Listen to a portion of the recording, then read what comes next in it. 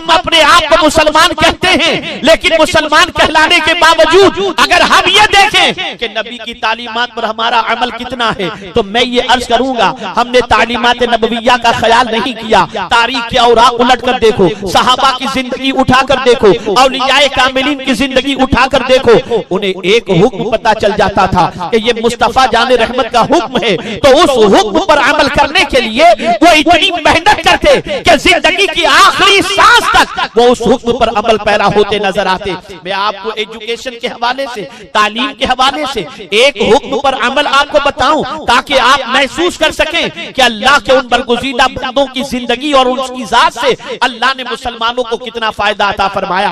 आप देखें मेरे प्यारे आका सल्लल्लाहु अलैहि वसल्लम के प्यारे दीवानों, इमाम अबू यूसुफ रहमतुल्लाह तआला अलैह, जो फिक़्ह हनफी के एक अजीम इमाम माने जाते हैं, इमाम आजम के शागिर्द और इमाम आजम जिन पर बेपनाह नाज किया करते थे, वो इमाम अबू यूसुफ बिस्तरे मर्ग पर हैं। जिंदगी आखिरी जिंदगी जो है इख्तिताम के करीब है, मौत की दहलीज पर पहुंच चुके हैं, जान बलब हैं। उनकी इयादत के लिए एक बुजुर्ग तशरीफ लाते हैं। जैसे ही वो आए, इमाम अबू यूसुफ ने देखा पढ़ा लिखा इंसान है, आलिम है, बेपनाह इल्म अल्लाह ने अता फरमाया है।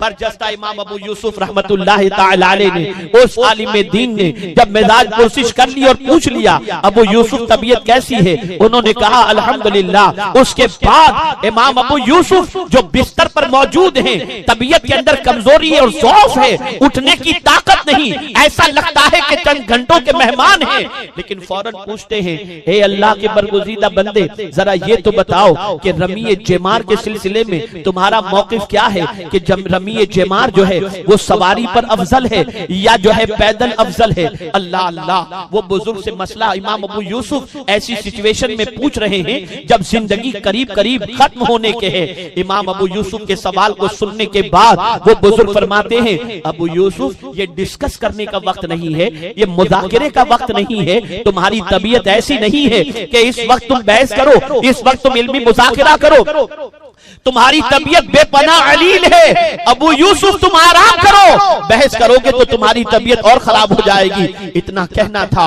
अल्लाह अल्लाह, इमाम अबू यूसुफ उठ करके बैठ गए पूरी ताकत और तवानाई के साथ, और उस बुजुर्ग से अर्ज करते हैं, हुजूर मैं आपको क्या बताऊं, आप फरमाते हैं कि मैं बिस्तर पर पड़ा रहूं, आप फरमाते हैं मैं बहस न करूं, आप फरमाते हैं मैं मसले में आपसे गुफ्तगू न करूं। ऐ अल्लाह के बरगुज़ीदा बंदे, जरा ये बताओ मैं आपकी सुनूं या मदीने के ताजदार की सुनूं? उन्होंने कहा मदीने के ताजदार ने क्या फरमाया है?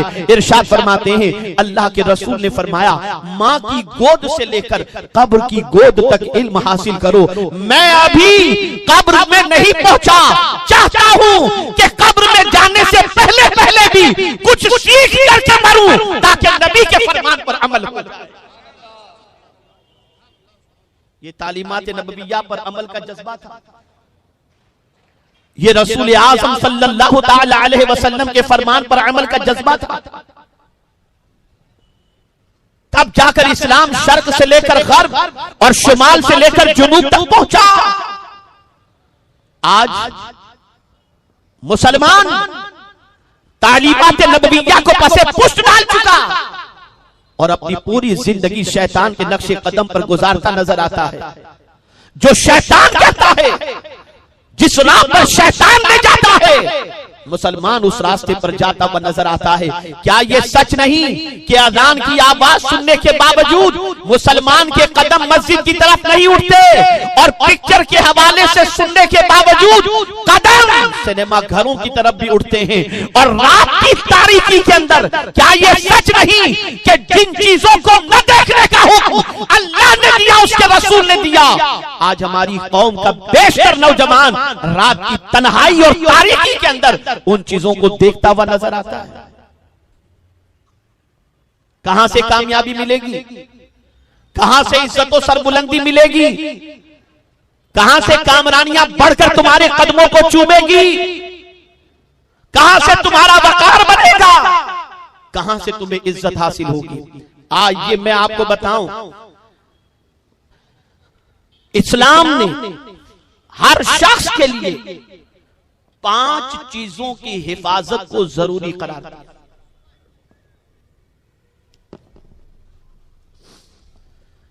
गौर से सुनिए, दिलो दिमाग के अंदर महफूज कीजिए। और मैं सवाल करूं तो मुझे सवाल का जवाब दीजिए, ताकि मुझे इत्मीनान हो कि आप कुछ याद करके यहां से जा रहे हैं। इस्लाम ने हर शख्स के लिए 5 चीजों की हिफाजत को जरूरी करार दिया। कितनी चीजों की हिफाजत को? ऐसा जवाब देंगे तो इत्मीनान नहीं होगा। मैं चाहता हूं कि सब जवाब दें ताकि सबको याद हो जाए। कितनी चीजें? 5। हर शख्स के लिए। वो 5 चीजें कौन सी हैं? नंबर 1 दीन, नंबर 2 माल, नंबर 3 जान, नंबर 4 इज्जत, नंबर 5 अक्ल। दीन, जान, माल, इज्जत और अक्ल हर मुसलमान के लिए जरूरी है कि ये इन 5 चीजों की हिफाजत करे। दीन के हवाले से मैं अर्ज करूं, एक मुसलमान की रिस्पॉन्सिबिलिटी है। कुरान मुकद्दस में अल्लाह रब्बुल इज्जत जल्ल जलालहू ने इरशाद फरमाया, या अय्युहल्लज़ीना आमनुत्तकुल्लाहा हक्का तुकातिही वला तमूतुन्ना इल्ला व अंतुम मुस्लिमून। ईमान वालों, अल्लाह से डरो जैसा कि उससे डरने का हक है, और न मरो मगर इस हाल में कि जब तुम इस दुनिया से जाओ तो तुम्हारा ईमान सलामत हो। इस्लाम की हालत में जियो और इस्लाम की हालत में इस दुनिया से कुछ करो। अपने दीन की हिफाजत, अपने मुसलमान होकर के जिंदगी गुजारने की हिफाजत, ये हर मुसलमान के लिए जरूरी है। हर मुसलमान के लिए उसकी रिस्पॉन्सिबिलिटी है कि अपने ईमान की हिफाजत करे। इसलिए ऐसों की सोहबत में भी न बैठो जहां ईमान जाने का खतरा हो। ऐसों से दोस्ती भी न करो जिनकी दोस्ती से ईमान जाने का खतरा हो।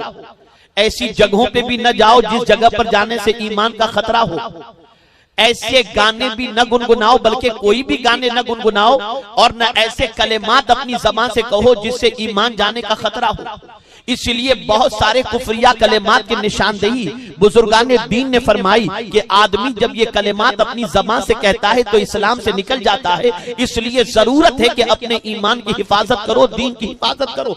इसलिए कि दुनिया की सारी करेंसी जमीन के ऊपर रह जाएगी, अगर यहां से दीन लेकर के गए तो इसके एवज में मौला जन्नत का महल अता फरमा देगा।